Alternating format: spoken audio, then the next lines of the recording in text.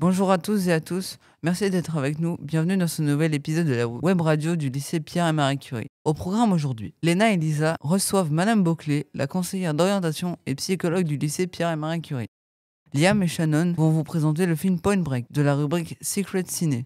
Place à l'histoire, retour sur la vie d'Anne Frank. Stacy et Shannon vont vous raconter l'histoire de cette jeune fille qui a laissé sa trace dans l'histoire du XXe siècle. Enfin, on termine avec Gabriel et Mariano qui vont vous parler des règles sur les skateparks. Bonjour Madame Beauclé, vous êtes conseillère d'orientation et psychologue au lycée Pierre-Marie Curie à Bolbec. Donc nous souhaitons vous poser quelques questions sur votre métier. Bonjour Madame Beauclé. Bonjour. En quoi consiste votre métier ? Alors mon métier, je dirais qu'il y a 4 pôles. Le premier pôle, c'est aider à la recherche de projets orientation adaptés pour les élèves. Chaque élève en fait a des idées différentes. Il faut répondre à la combinaison en fait qui vous êtes avec le type d'études que vous pouvez faire. Le deuxième pôle, je dirais, c'est tout ce qui est handicap. Donc, monter des dossiers pour la MDPH, repérer les difficultés d'apprentissage.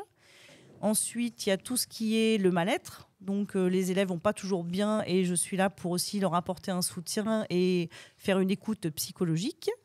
Et enfin, le dernier pôle que je verrai dans un premier temps, c'est la lutte contre le décrochage. Donc, tout ce qui permet d'éviter que l'élève parte sans diplôme du système scolaire, avec la liaison en particulier avec la mission locale. Pourquoi avez-vous décidé de faire ce métier ? Après mon bac général, je me suis dit j'avais envie d'aider les autres et donc j'ai été chercher des formations en sciences humaines. Donc sciences humaines, ça veut dire qu'il y a des statistiques, il y a plein de choses dedans et c'est une étude qui permet de comprendre comment fonctionnent les gens et j'avais envie de les aider. Donc j'ai choisi ce métier-là. Quelles études avez-vous faites pour ce métier ? Moi, j'ai fait un bac général dans un premier temps, mais on peut très bien faire d'autres bacs pour permettre de faire la formation. Ensuite, j'ai été à l'université, moi de Rouen, et j'ai fait 5 ans d'études, donc une licence d'abord et un master 2 ans pour faire en fait des études de psychologue. Et je suis sortie avec le titre, moi, de psychologue du travail. Quels sont les avantages et les inconvénients dans ce métier ? Alors, en fait, pour rentrer dans ce métier-là, il faut passer un concours. Donc un concours éducation nationale qui permet en effet après de pouvoir travailler dans l'éducation nationale. Donc moi, pourquoi les avantages pour travailler dans l'éducation nationale, ça a été la variété. On change tout le temps. On change d'établissement, on voit des publics différents, on passe des lycéens aux collégiens, à la population adulte. Et donc c'est cette variété qui m'a intéressée.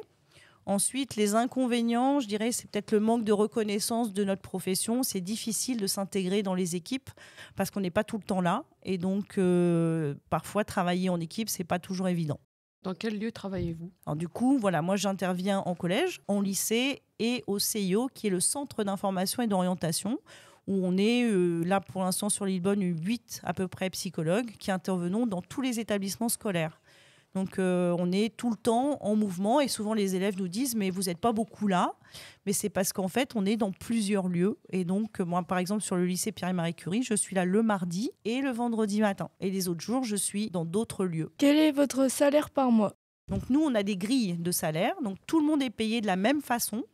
Et en fonction de notre ancienneté, on gagne de plus en plus. Donc, on commence à peu près autour de 1 700, 1 800 € net. Et au fur et à mesure de la carrière, on monte des échelons. Et donc, je gagne 2 600 € net. Donc, en fonction de la progression et de votre ancienneté d'âge, vous gagnez de plus en plus d'argent. Combien d'heures par semaine travaillez-vous ?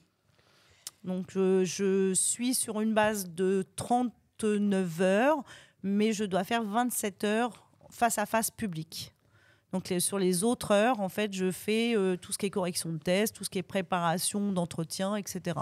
Mais je suis en face à face 27 heures pour une durée totale de 39 heures. Nous nous avons interrogé car nous avons réalisé un mur des métiers ensemble. À quoi va servir ce mur ?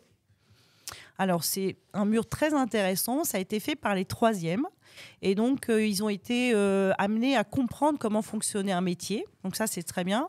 Grâce aux recherches avec le CDI, donc la documentaliste, ils ont travaillé sur un métier de leur choix et ils ont en fait défini quel était le contenu du métier, justement les conditions de travail, les diplômes. Et ça leur a permis en effet de pouvoir faire une fiche très colorée qui est maintenant diffusée dans l'établissement, qui est affichée et qui permet de partager en fait les informations avec d'autres élèves qui ne sont pas forcément des troisièmes et qui peuvent en effet découvrir sur ce mur des métiers une explication peut-être sur des métiers qu'ils ne connaissaient pas. Et donc c'est très joli, c'est très visuel et ça permet en effet aussi d'égayer un mur qui était lui plutôt vide à la base. Et on remercie d'ailleurs Madame Vygotsky qui a beaucoup travaillé sur ce projet avec les troisièmes. Merci Madame Boclet de nous avoir permis de vous interviewer et d'avoir répondu à nos questions. C'était avec plaisir et merci à vous d'avoir pensé à moi. Merci.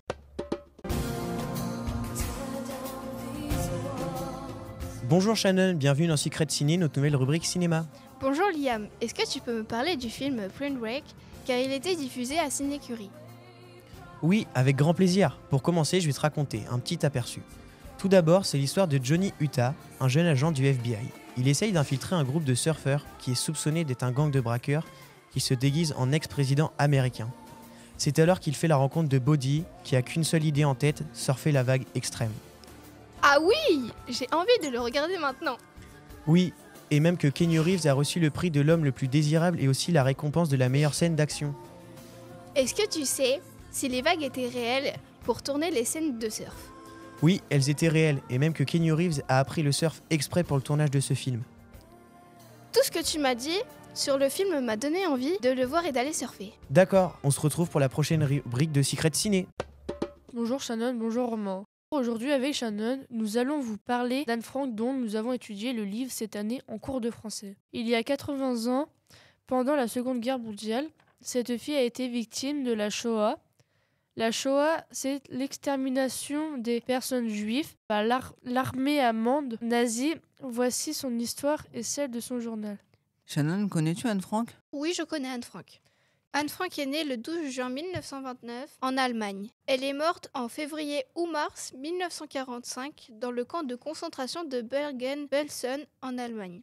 Anne Frank est volontaire, malicieuse, intelligente et drôle. De 1929 à 1933, Anne Frank vit dans une grande maison en Allemagne et elle a une sœur qui s'appelle Margot. Et que se passe-t-il quand Hitler arrive au pouvoir? En février 1934, Anne et sa famille doivent fuir le pays à cause des lois antisémites pour déménager à Amsterdam qui se situe aux Pays-Bas. De 1942 à 1944, Anne Frank va vivre cachée avec sa famille. Les nazis cherchent à arrêter tous les juifs vivant aux Pays-Bas. La famille d'Anne se cache dans l'annexe, un petit appartement secret qui se situe à Amsterdam. En juin 1944, Anne entend un message à la radio. On demande aux habitants des Pays-Bas de raconter ce qu'ils vivent durant cette guerre. Alors Anne commence à réécrire son journal. Que se passe-t-il en août 1944? Anne et sa famille sont découverts par les nazis et envoyés dans un camp de concentration. Une grande prison où étaient entassés des millions de gens. Qu'est-ce qui arrive ensuite à Anne Frank dans le camp où elle se trouve? Anne meurt en février ou mars 1945. Quelques jours avant la fin de la Seconde Guerre mondiale, elle décède du typhus. Comment son histoire est arrivée jusqu'à nous? Quelques mois plus tard, son père décide de publier le livre de sa fille qui devient le journal d'Anne Frank. On peut le lire au CDI du lycée. Bonjour Gabriel, alias Gabi de Street, comment vas-tu? Ça va et toi Mariano? Toi qui es rider en skate, peux-tu nous parler de toi et de ton skatepark local? Alors oui, moi je suis rider de skate à Bolbec. Je roule à la MJC de Bolbec en skate. Il y a un skatepark juste à côté. Et les règles du skatepark, déjà le skatepark, il faut savoir que c'est pas une aire de jeu. C'est un équipement sportif. Quand vous venez dans un skatepark muni d'un sport de glisse, BMX, skate, roller, trottinette freestyle, pas de moto, de VTT, engin, tout ce qui est engin électrique. Évitez de jeter vos déchets, tout ce qui est mégots, papier. Respectez les rampes et les riders. Et les enfants de moins de 8 ans, venez accompagnés de vos parents pour votre propre sécurité. Merci pour ces incroyables règles, Gabriel. D'ailleurs, une nouvelle piste de BMX est en construction sur l'ancien terrain de foot à côté du lycée Pierre et Marie Curie. Vous avez sûrement remarqué les engins de chantier Ce serait un équipement de haut niveau en Normandie, homologué par la Fédération française de cyclisme. Merci et bonne session. Merci à vous de nous avoir écoutés. Si cet épisode vous a plu, mettez un like, commentez et abonnez-vous au compte du lycée Pierre et Marie Curie. On se donne rendez-vous en mai pour le prochain épisode. À très vite.